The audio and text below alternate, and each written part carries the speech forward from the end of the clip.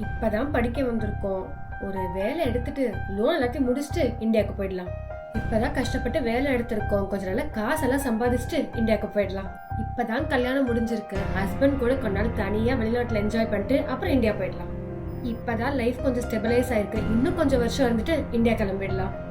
இன்னும் few years இருந்தா citizenship கிடைச்சிரும். அதை வாங்கின உடனே இந்தியா கிளம்பிடலாம். இந்தியாவுக்கு இப்ப போனா ஃபர்ஸ்ட்ல இருந்து கரியர் ஸ்டார்ட் பண்ணணும். அதுக்கு இன்னும் கொஞ்சம் காசு சேர்த்து வச்சுட்டு அதுக்கப்புறம் இந்தியா போயிடலாம். எஜுகேஷன் இந்தியால எவ்வளவு எக்ஸ்பென்சிவா இருக்கு. இங்க ஃப்ரீ தான். பேசாம எங்க குழந்தைங்க படிச்சு முடிச்ச உடனே இந்தியாவுக்கு போயிட வேண்டியதுதான். குழந்தைங்க எல்லாம் இப்ப நல்ல பெரிய பிள்ளைங்களா ஆயிட்டாங்க. அவங்களை செட்டில் பண்ணி விட்டு இந்தியா கிளம்பிட வேண்டியதுதான்.